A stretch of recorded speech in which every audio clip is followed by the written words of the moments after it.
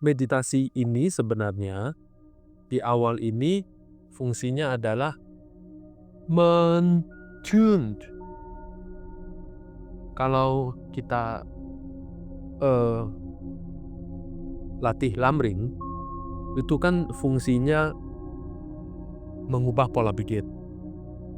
Artinya kita itu bukan mengubah, mengkoreksi pola pikir. Koreksi pola pikir berarti dengan informasi, ya kan? Nah, dengan informasi berarti kalau nggak ada informasi kan nggak ada bahan nih. Kamu mau koreksi berdasarkan apa? Dalil, benar, salah, logikanya kan nggak jelas. Lalu dengan informasi, informasi itu materi. Tapi ketika kita mau mulai bekerja mengkoreksi, berarti kita membutuhkan yang namanya kontemplasi, kemudian meditasi. Nah, kontemplasi meditasi itu kita harus siap. Meskipun depannya juga sama, harus siap dengan sikap. Nah, sikap yang benar itu adalah 3 wadah. Tidak telungkup, tidak bocor, dan tidak kotor. Nah, itu bisa ditune dengan cara kita duduk meditasi samanta dulu beberapa saat, pernafasan, tenang, lalu bangkitin motivasi. Bangkitin motivasi itu adalah bangkitin sikap. Oke, saya mau belajar ini demi apa? Tujuannya apa? Lalu tujuannya singkat dan tujuannya besar. Dengan demikian saya mendengar dengan baik dan informasi yang saya dapat saya serap dengan baik. Nah, itu ada yang orang-orang luar namanya afirmasi. Afirmasi. Nah, ini penting. Hal-hal kayak gini itu kan kita lebih familiar dengan istilah-istilah asing barat, afirmasi lah, motivasi segala macam. Padahal barang kayak gini sudah dipakai 600 tahun yang bahkan jauh sebelum 600 tahun yang lalu. Teknik-teknik seperti itu. Nah, lalu motivasi harus kuat. Apa motivasi kuat? Motivasi itu adalah tujuan.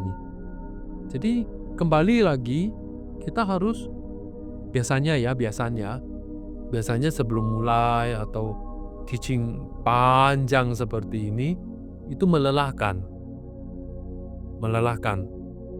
Kalau dia panjang dia melelahkan. Kalau dia tidak melelahkan itu remotivasi. Gak semangat lah, galau lah, segala macam. Jadi itu fungsinya pertama adalah sebelum teaching harus baca sutra hati. Supaya tolak bala.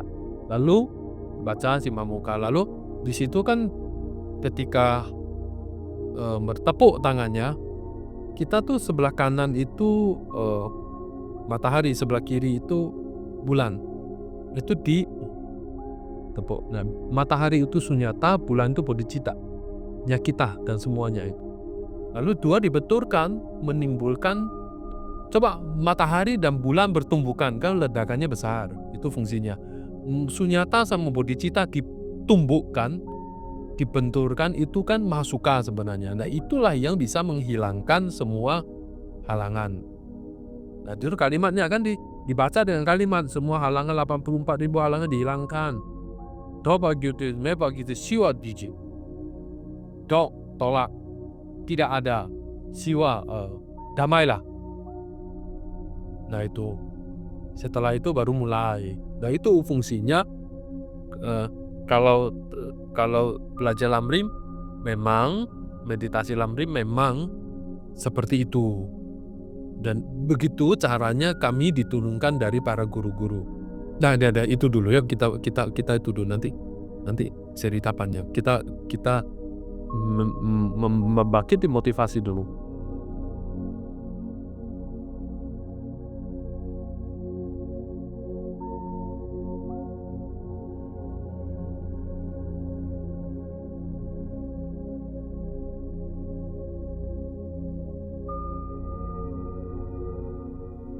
Nah, setelah paham topik kemuliaan sebagai terlahir sebagai manusia dan paham mendapat sense yang luar biasa, paham dari topik kematian, maka kita harusnya semakin paham tentang meditasi lamrim ini. Banyak guru-guru secara tradisi menyoroti kita kalau tidak betul-betul memiliki realisasi tentang kematian. Dan efeknya akan muncul dalam efek buruk dari sikap itu, akibat dari sikap itu akan muncul. Apa? Akibat buruk yang tentang tidak merenungkan kematian. Jadi maksudnya kerugian kita tidak merenungkan tentang kematian. Artinya apa? Kita selalu tidak pernah berpikir, kita tidak merenungkan tentang kematian. Berarti kita senantiasa berpikir kita hidup panjang, hidup kekal, hidup abadi. Dari sikap itu akan muncul banyak masalah. Nah, apa? Kalau tadi kan dibilang ya, tidak gagal mengingat dharma. Berarti satu, dia ada 6. Pertama dia ada bilang gagal mengingat dharma. Nah, gagal mengingat dharma ini contohnya adalah orang-orang yang tidak mau belajar dharma. Coba lihat sehari-hari orang-orang yang kita temui. Kalau kita bilang tentang kematian, mereka pasti tidak suka. Kalau kita bilang soal dharma, mereka akan mengatakan, buat apa kamu belajar dharma banyak-banyak, nanti lu tang bocak, lu gak bisa dagang, lu gak bisa makan, fokusmu pada dharma, kamu akan meninggalkan sikap-sikap duniawi yang sebagaimana harusnya benar menurut mereka. Jadi mereka tidak setuju, dan mereka itu melarang. Even me, waktu kecil, lingkungan saya itu nyokap sih enggak, bokap agak melarang praktis dharma. Tapi karena saya bersikuku ya apa boleh buat. Karena ya sikapnya sama, bahwa orang belajar dharma itu melawan aturan dunia. Ya, coba kita lihat bahwa pertama tidak mempraktekkan dharma. Artinya orang-orang yang seperti itu sama sekali tak mau mempraktekkan dharma. Yang kedua, kerugian kalau kita mengingat dharma kita gagal mempraktekannya. Yang ketiga, walaupun mempraktekannya tidak praktekannya dengan benar. Walaupun praktekannya walaupun praktek. Yang keempat, kita tidak praktek dengan sungguh-sungguh. Jadi itu menyoroti orang-orang kita semua ini disorot. 3 hal ini disorot. Tidak praktek dharma dengan benar, praktek dengan tidak sungguh-sungguh, kalau praktek pun tidak benar, setengah-setengah. Nah, buktinya adalah ketika kita sehari-hari ini praktek dharma karena kalian terpaksa harus bikin PR dan bikin sadhana segala macam, tapi karena kita tidak mempraktekkan merenungkan kematian dengan sungguh-sungguh, bahwa besok masih ada hari, di besok masih ada hari, jadi praktek kita nggak benar. Kenapa nggak benar? Yang menjadi concern kita adalah hal-hal duniawi. Misalnya sikap kita makin sombong, makin angkuh, kemudian kita bergelut di dalam senang dan tidak senang dan ya, itu akhirnya dikatakan kelompok lapang angin duniawi. Meskipun menjadi praktisi dharma, jadi yang pertama tadi kan orang-orang yang tak praktek dharma sama sekali, dia tak mau, dia nolak, yaitu orang-orang yang tak tersentuh dharma. Nah, kalau orang yang tersentuh dharma, siapa itu? Mereka orang-orang yang di wihara, orang-orang yang pergi ke wihara. Tapi mereka tidak serius mempraktekkan dharma pun tidak sungguh-sungguh, dan mereka tidak melakukan praktek dharma dengan benar. 3 hal ini. Nah, mereka siapa? Mereka itu adalah orang-orang yang ke wihara dan kita-kita ini semua. Kalau kita-kita ini semua dan mereka ini semua terima dharma tapi tidak sungguh-sungguh.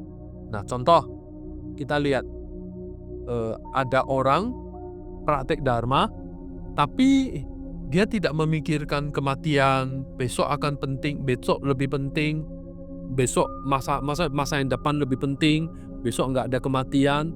Jadi dia berpikir saya praktek dharma, pokoknya otaknya itu gini, dia tidak terkoreksi. Jadi orang-orang ini tidak dikoreksi. Tidak dikoreksi itu artinya meskipun dia praktek dharma, tapi dia tidak sungguh-sungguh. Dia tidak takut mati. Dia tidak takut mati, dia tidak memikirkan mati. Kalau tidak takut mati, tidak memikirkan mati, berarti dia konsennya hidup sekarang ini. Coba kita lihat ketika kita bangun, apakah kita mikir, oh besok ini adalah hari terakhir saya, terus saya akan mati? Kan tidak. Oh semalam ini saya pasti mati. Atau kita oh hati-hati, hari ini saya kalau keluar pasti ditabrak motor, motor kalau nerobos lampu merah itu tabrak terus mati. Kita tidak pernah hati-hati akan waspada dengan kejadian seperti itu. Ya, pleset di kamar mandi terus mati. Kita nggak waspada. Kita anggap ada kemungkinan kan? Nanti dibahas di berikutnya adalah penyebab mati lebih banyak daripada penyebab hidup. Nah, ada kemungkinan kah? Ada kemungkinan. Tapi kita menganggap itu tidak ada, kita abaikan. Padahal kita tahu bahwa apa dibilang? Dewa Yama nunggunya di pintu kamar mandi. Itu kadang-kadang betul itu. Atau Dewa Yama nunggu dia di perempatan lampu merah. Nah, itu betul itu. Tapi kan masalahnya adalah kita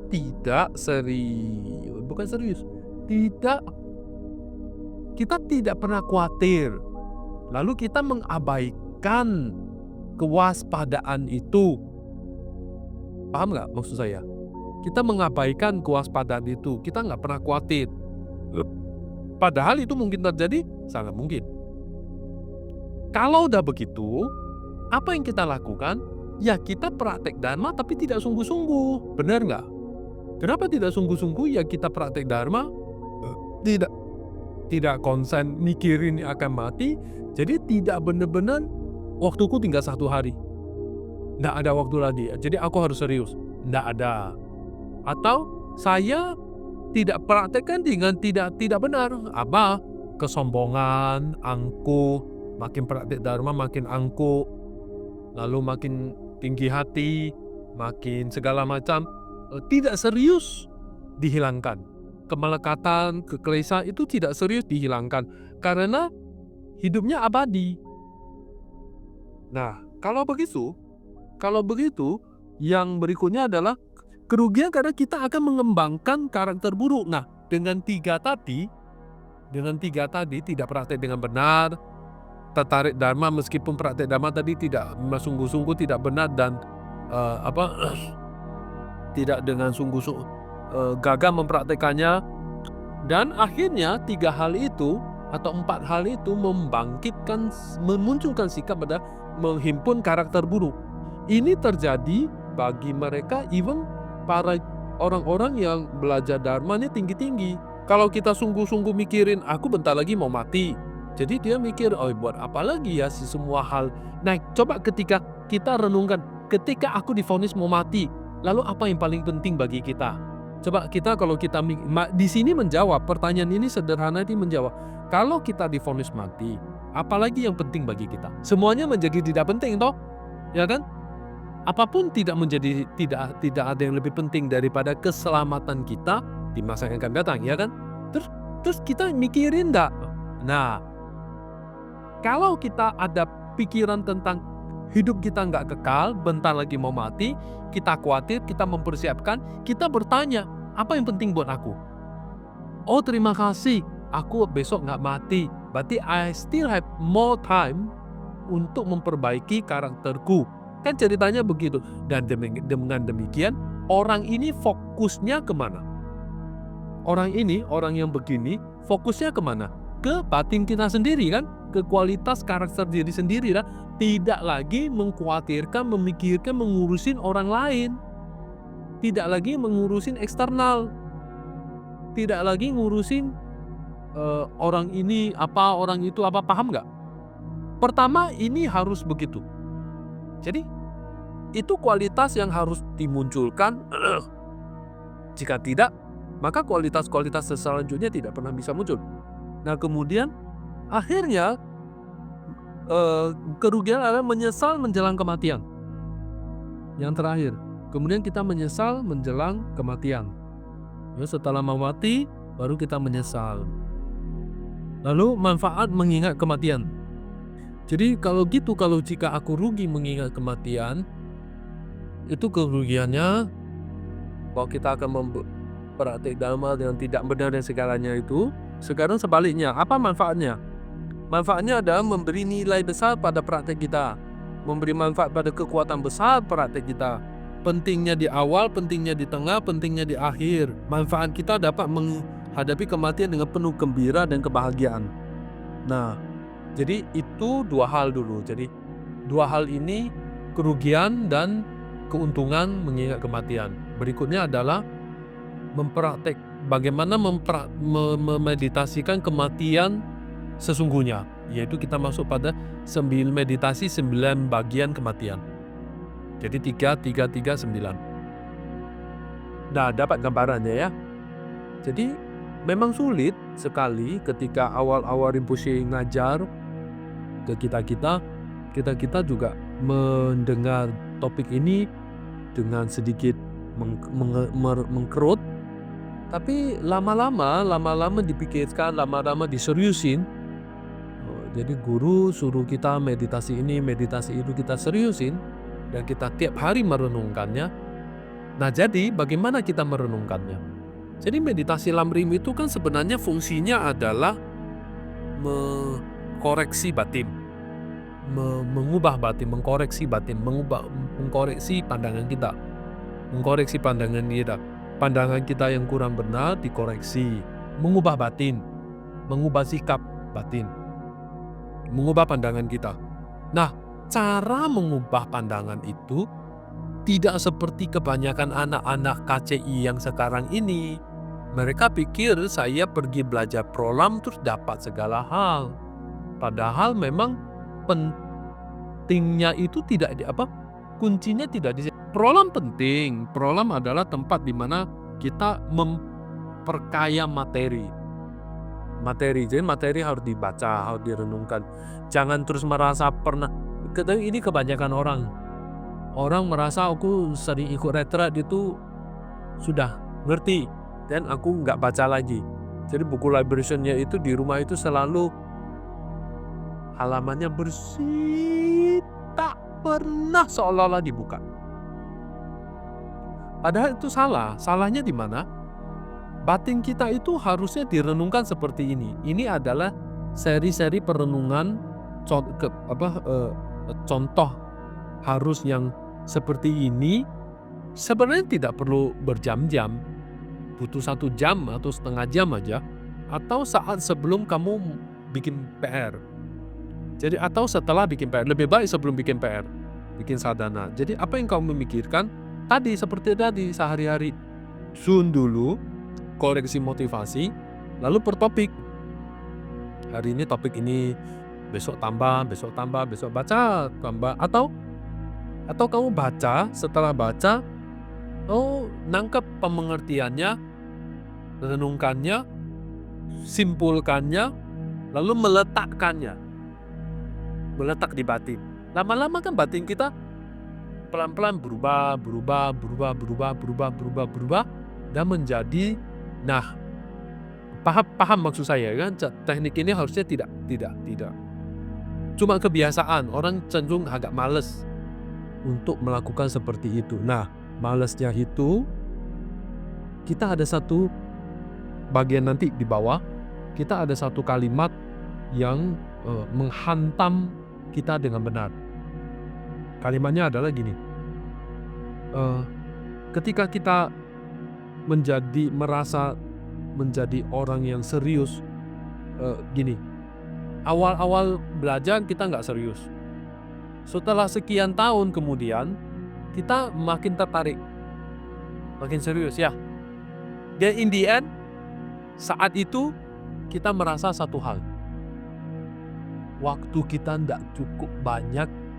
Ketika kita mulai serius belajar Lamrim ini, kan awal-awal tak serius, santai-santai, males-males gitu ya. Bahkan baca pun tidak. Buku Lamrim itu sudah aku beli saat cetakan pertama. Ini sudah cetak ke-10. Kertasnya masih putih seperti cetakan pertama. Keterlaluan memang. Tapi ketika dia sudah mulai cetakan ke-12, dia baru buka, dia menyesali. Aduh, gak enak hati, malu aku sama Buddha. Ini cetakan pertama aku beli, saya sudah beli dan saya dapat tanda tangan dari Rinpoche. Dulu waktu peresmian tuh kan, kita berdapat tanda tangan tuh. Lalu ketika dapat tanda tangan, terus disimpan dan dipakai. Masih baru, itu sayang dipakai, nggak pernah buka. Alasannya juga nggak pernah buka aja, alasan itu. Lalu setelah kita makin tua, kita menjadi semangat. Tiba-tiba planet berubah gitu kan, teng gitu, muncullah semangat. Lalu kita serius belajar. Lalu setelah kita waktu serius belajar itu, merasa waktu sila. Waktu kita tidak cukup banyak untuk memberikan hasil semua itu pada diri kita. Dan ini yang terjadi. Paham maksudnya? Ngerti? Ketika kita serius belajar nanti, kita merasa waktu tidak cukup banyak untuk memberikan semua yang ini pada kita. Akhirnya, yuk kita meraih pencapaian bodhicitta. Wah, tak cukup waktu. Oke, mundur. Korting. Pembebasan samsara. Juga tak tembus-tembus. Bosikan IC loh. Tak cukup ini. Oke lah kalau gitu. Penolakan samsara tak cukup. Oke, motivasi awal dah. Motivasi awal bisa. Menolak kehidupan sekarang. Tapi bisa itu karena waktu tua. Bisa itu karena tua. Ya walau lah, semua sudah nggak aku kejar lah, buat apalah. Saya harus memikirkan, saya sudah umur 50, 55, saya harus memikirkan serius tentang hidupku lah. Apalagi saya harus serius lah. Nah, itu bukan karena realisasi, karena terpaksa. Oke ya. Jadi, tapi karena kelemahan waktu dan segala macam, tenaga sudah tidak ada lagi, kita tidak bisa lagi menembus. Saya ingin nembus 4 kebenaran mulia tentang dukkha, tapi tidak bisa. It's something, materi tidak cukup, jadi itu tidak ketembus. Mati dengan penyesalan. Jadi lebih baik kita diramal umur pendek. Semua umurnya pendek. Itu baik bahwa, aku umurnya pendek. Jangan bilang, kamu umurnya 70, 80, santai. Kan lebih baik kita diramal umur pendek. Tapi umurnya kita benar serius pendek. 75 tahun, tidur 8/24, kita tidur sepertiga, 25 tahun dah habis. Kerja 25 tahun dah habis, 8 jam toh, 8/24, sepertiga, 8 jam habis, tinggal sepertiga pun 25 tahun. 25 tahun coba hitung apa yang kita lakukan. We have really tidak punya waktu. Karena tidak punya waktu itu. Lalu kenapa tidak punya waktu? Lebih parahnya lagi adalah dia nggak punya waktu. Bisa lah kamu semangat sedikit. Anggaplah kamu, ini 50 ya. Anggaplah kamu mati 65. Ya masih punya 15 tahun. Nggak bisa. You have not enough the energy. Kamu harus pulang buka toko, pulang kerja harus istri anak harus diurus, harus mikirin dia. Anak kalau udah gede kayak dia kan mikir, ini anak gimana ya, besok sekolah gimana, punya pacar gimana ya. Punya anak itu mesti hidup masing-masing, tapi orang tua itu mikirin tentang ini. Terus energinya habis kepikir kan. So oke, pulang, saya besok harus bangun pagi. Jadi 10 we have to sleep. And the 10 we have to close the door and shoot off the lamp. So jam 7, so akhirnya kita punya setengah jam baca Lamrim, bikin PM dengan khusyuk sekali. Tuh, istri meng-o-o-liao. Sembayang aja. Coba kau tiap hari pulang sembayang saja. Dan padahal suaminya merasa Aku pingin sesuatu ini, aku tertarik ini, waktuku nggak cukup, dia menyadari tapi kan dia nggak bisa ngomong. Jadi, sebenarnya beruntung orang-orang belajar Lamrim itu dari awal. Dan kita harus tiap hari, setengah jam, sejam, kontemplasi topik-topik Lamrim meskipun satu baris aja. Yang kamu nyicin. Ya, kalau tidak, tak pernah ada hasil. Nah, perlu nggak? Kalau masih perlu nanya, ketika pertanyaan ditanya kepada kita, perlu nggak itu masih dipertanyakan, itu sudah terlambat. Kalau masih perlu ditanya, perlu nggak aku praktek Dharma, terus ngapain kalian duduk di sini? Paham nggak maksud pertanyaan saya? Kalau kalian masih ditanya, coba tanyalah masing-masing. Misalnya ada guru kalau ngajar, nanya dengan pertanyaan. Coba tanya kita diri masing-masing. Tanya, apakah kita perlu nggak praktek Dharma? Kalau pertanyaan itu ditanyakan apa ya? Buat apa lagi tanya? Kamu sudah duduk di sini kok masih perlu nanya? Itu ketika awal-awal, 2, 3, 4, 5, 6 tahun, 7 tahun, 5 tahun yang lalu. Sekarang masih tanya, perlu nggak praktek Dharma? Sekarang apa yang nggak terlambat ya? Pertanyaannya apa nggak salah waktu? Perlu nggak? Berarti kamu mulai dari nol. Nanya perlu nggak, itu mulai dari nol, sudah terlambat sudah. Waktu 24 jam kurang kan ya. Sesungguhnya kurang, we have no time, not enough time. Tidak ada waktu. Pilih kamu. Kamu harus ngopenin jasmanimu biar umur panjang, atau kamu harus praktek Dharma. Yang mana yang harus kamu pilih? Cuma ada satu, yaitu kita tak cukup waktu. We have no time. Ya benar. Ketika kita lahir, kita lari menuju mengejar kematian. Ya pertanyaan itu sama sih, saya lupa ini yang ngomong siapa, tapi saya ingat kalimatnya dia ngomong. Siapa yang mencapai garis finish duluan? Antara pencapaian realisasiku atau kematianku? Paham nggak? Paham nggak kalimatnya? Ngerti nggak? Saya lupa kalimat persisnya, tapi dia intinya ngomong begitu. Kita itu, saya sudah tidak ada isu itu, lahirnya mati, lahir terus ngejar kematian. Saya itu sudah tidak ada isu. Saya konsennya adalah saya sebelum mati itu pencapaian dulu atau saya mati dulu. Berarti kalau mati berarti tak ada pencapaian ya. Ngerti nggak? Di Buddhis itu mengejar pencapaian, realisasi, kebudayaan. Kebudayaan itu harus diraih. Kalau tak diraih sekarang, when you die, after you die, you can't guarantee that you bisa seperti itu. You bisa enggak garansi. Gak ada jaminan you can practice. So which place bisa buat aku lahir untuk praktek Dharma? Aku bisa lahir jadi manusia, tapi saya tak tahu bisa lahir di mana. That's the problem. Oke? Kan lahir untuk praktis lanjutin. Yang harus dapat orang tua yang menggaranti saya, memberi jaminan saya lahir di lingkungan baik, orang tuanya baik, mendukung praktek Dharma, dan saya masih bisa ketemu guru-guru saya yang bisa ngajarin saya. Ini isu yang harus dipikirkan. Perkara penting ya, apakah kamu orang nggak mikir ya? Ini perkara serius yang dipikir. Nah, jadi keuntungan perlu memikirkan kematian. Nah, kita mempersiapkan batin kita, mempersiapkan diri, mempersiapkan masa depan kita. Ketika kita mati itu siapa yang sebenarnya nolong kita? Oke. Kemudian metode sesungguhnya dalam mengingat kematian. 1. Memeditasikan 9 poin yang berkaitan tentang kematian. Nah, 1. Merenungkan jadi ada merenungkan kepastian kematian. Kepastian kematian itu ada 3, bahwa Raja Kematian Yama pasti muncul dan tidak dapat dihalangi oleh cara apapun. Nah, jadi ada 3 poin perenungan tentang kematian. 1, kematian itu pasti. 2, ketidakpastian itu datang tidak pastinya waktu mati. 3, selain Dharma tak ada yang bisa menolong.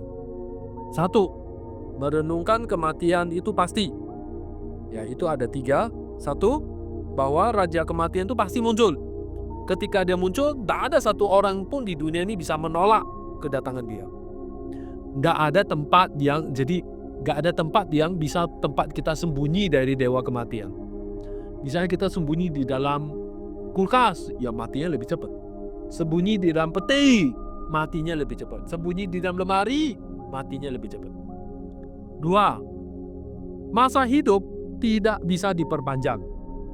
Coba, hidup umur kita yang sudah kita pakai bisa perpanjang nggak? Bisa ambil balik.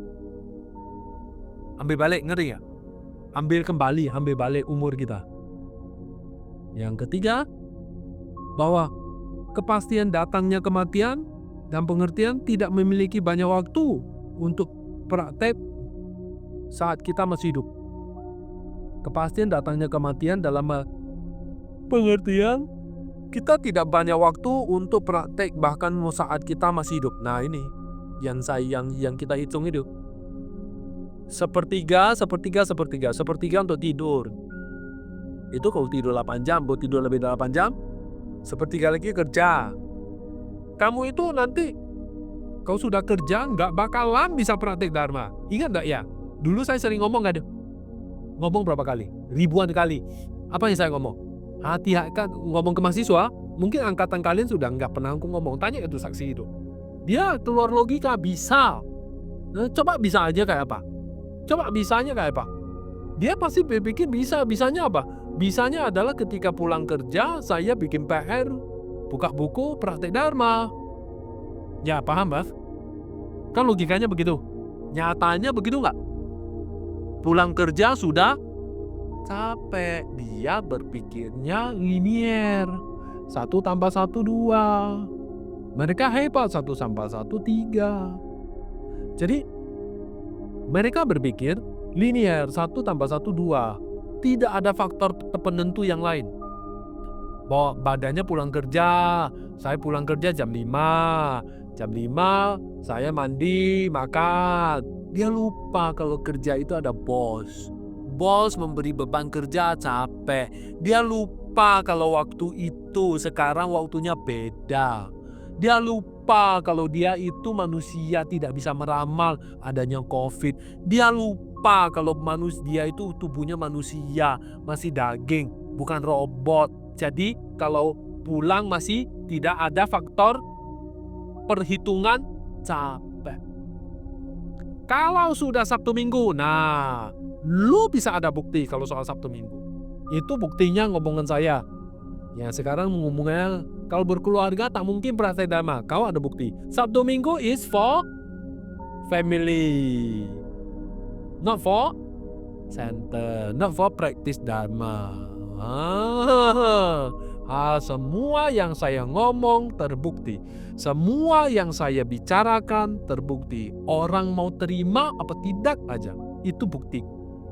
Muncul di depanmu dan lu tak mau dengar, besok you akan ketemu dan you yang rugi, bukan salah.